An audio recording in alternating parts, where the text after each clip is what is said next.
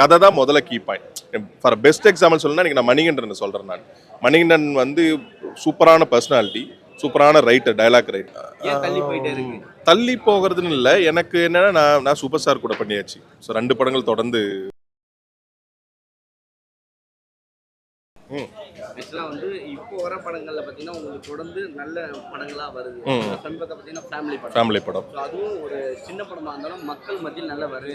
நீங்க எடுக்கிற ஸ்டோரிஸ் கதையெல்லாம் எப்படி டிசைட் பண்ணீங்க? ஏன்னா நல்லா இருக்கு, எல்லா கதையும் நல்லா இருக்கு, உங்களுடைய கேரக்டரைஸ் ஃபுல்லாவே அதுல வந்து நல்லா அப்லோட் பண்ணிட்டு இருக்கீங்க. இது எப்படி சூஸ் பண்ண ஆரம்பிக்கிறீங்க? இல்ல அவங்க கதையை ஃபிக்ஸ் பண்ணிட்டு நீங்க வந்து நடிகன்னு சொல்றாங்க? இல்ல, எனக்கு முதல்ல நான் நம்புறது நடிப்பு கிடிப்பு எல்லாத்தையும் விட ரொம்ப அடித்தளமா நான் பாக்குறது கதை மட்டும்தான். கதை, ஸ்க்ரீன் பிளே, இது 2ம் நல்லா இருந்தால் அது எந்த மூலையில் ஒரு படம் எடுத்திருந்தாலுமே அது ஏதோ ஒரு வகையில் வந்து மக்கள்கிட்ட போய் சேர்ந்துருங்கிறதுல நான் ஆழமாக நம்புறேன். ஆரம்பத்துலேருந்தே நான் ஷார்ட் ஃபிலிம் பண்ண காலத்துலேருந்தே ஏதாச்சும் ஒரு விஷயம் வந்து சொல்கிற விதத்தில் வந்து ஒரு வித்தியாசம் இருந்துகிட்டே இருக்கணும். கதைகள் வந்து பழசு தான், எல்லாமே பழசு தான். ப்ரெசன்டேஷனாக தான் இன்றைக்கி வந்து நம்மளுக்கு தேவை. ரொம்ப வித்தியாசமான ஒரு முயற்சியாக வேணும், இப்படி ஒன்று எடுக்கலான்னு தோணணும். ஸோ அது வந்து கண்டிப்பாக வந்து ரீச் ஆகணும்னு எனக்கு நான் ஆழமாக நம்புவேன். ஸ்கிரிப்ட் கண்டிப்பாக படிப்பேன் ஃபுல்லாக எல்லா படத்துக்குமே, அதனால கூட இருக்கலாம். தொடர்ந்து நல்ல படங்களா, ஹிட் படங்களா தான் வந்துட்டு இருக்கு. பல படங்கள் பெரிய ஹிட் ஆனாலும் மக்களோ வெளியிலயோ பெருசாக தெரியல. பட் அப்படி இருந்தோம் பிரசன்னா அப்படின்ற ஒரு நடிகர், பெரிய நடிகர் கூட இணைந்து நடிக்கிறதுக்கான வாய்ப்பு இன்னும் எட்டலை. ஏன், எதனால, ஏன் தள்ளி போயிட்டே இருக்கு? தள்ளி போகிறதுன்னு இல்லை, எனக்கு என்னன்னா நான் சூப்பர் ஸ்டார் கூட பண்ணியாச்சு. ஸோ 2 படங்கள் தொடர்ந்து தலைவர் கூட பண்ணியிருக்கேன், சூர்யா சார் கூட பண்ணியாச்சு.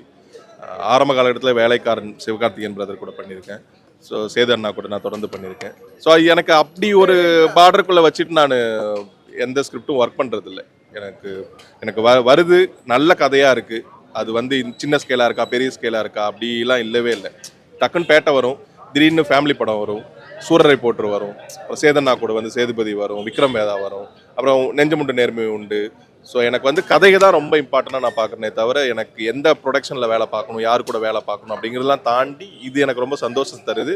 நீங்கள் இப்போ வந்து கேட்குறீங்க இல்லையா, இப்போ பிரச்சனை பண்ணால் அந்த நல்லா இருக்குன்னு ஒரு சொல்கிற விதம் இருக்குல்ல, அதுக்கெல்லாம் காரணம் இது மாதிரி தான் பார்க்குறேன். சின்ன படங்கள்ல மோஸ்ட்லி பாத்தீங்கன்னா நீங்க ஃபுல்லாவே இருக்கீங்க, உங்க ஆடியன்ஸ்க்கு எல்லாருக்கும் தெரியும். பெரிய படங்கள்ல நீங்க சொன்ன மாதிரி ரஜினிகாந்த் அவர்கள் கூட நடிச்சா கூட சரி, பிரசன்னா அப்படின்ற கேரக்டர் ஒரு செகண்ட் தான் வந்து போற மாதிரி தான் இருக்கு. ஸோ இது ரெண்டுத்துக்கும் உங்களுக்கு எப்படி பாக்குறீங்க?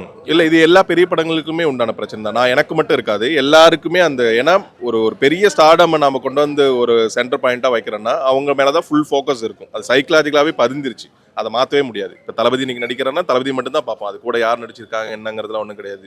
எஸ்கே பிரதர் அப்படி தான். ஸோ இப்போ சேதனா பண்ணால் சேதனா என்ன பண்ணிட்டு இருக்காருன்னு தான் படம் முழுக்க கவனிப்போம்.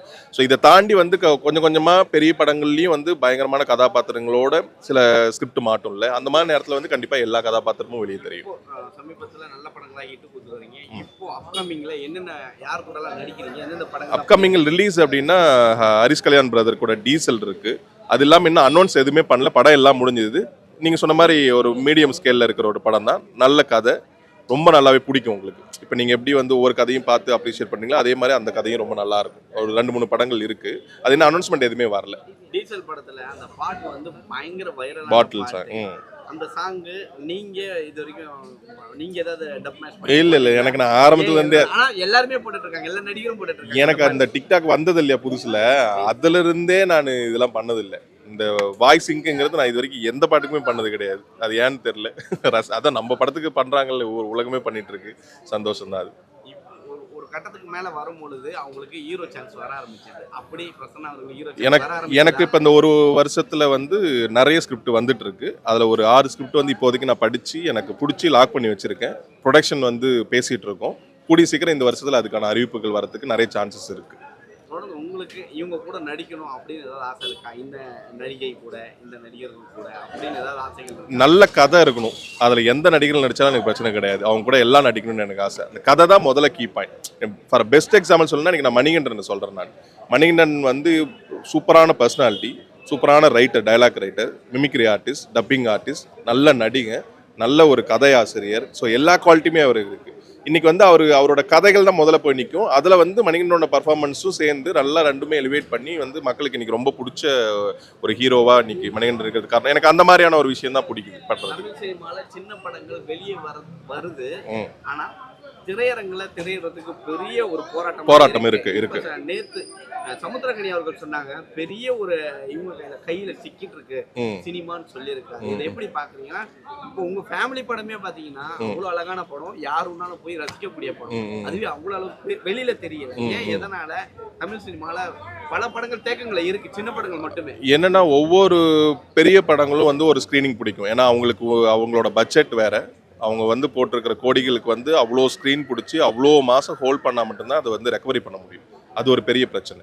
சின்ன படங்கள் இதுக்கு நடுவில் எதனால் மாட்டுதுன்னா, அந்த மாதிரி பெரிய படங்கள் ஹோல்ட் பண்ணிட்டு போயிட்டே இருக்க, இப்போ வாரம் இந்த மாதிரி சின்ன படங்கள் எல்லாம் ஒரு 7-8 படங்கள் ஒரே நாளில் ரிலீஸ் ஆகிறதும் கூட ஒரு காரணமாக இருக்கலாம்.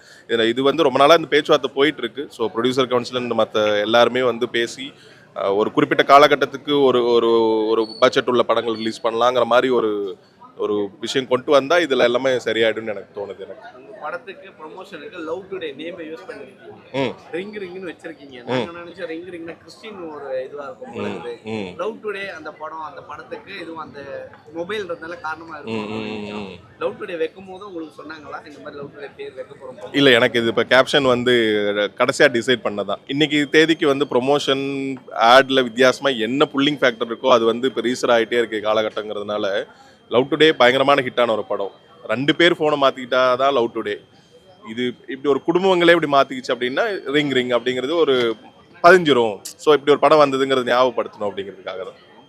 ரொம்ப நன்றி பிரசன்ட் மீடியாவுக்கு எப்பவுமே நன்றி கடன்பட்டிருக்கேன். ஸோ இந்த படம் வந்து இப்போ பிரசன்ட் பீப்புளுக்கு பிடிச்சதை சீக்கிரமாக ட்வீட் பண்ணி நாளைக்கு எல்லாரும் மக்களை வர வைக்க வேண்டியது உங்கள் கடமை. தேங்க்யூ.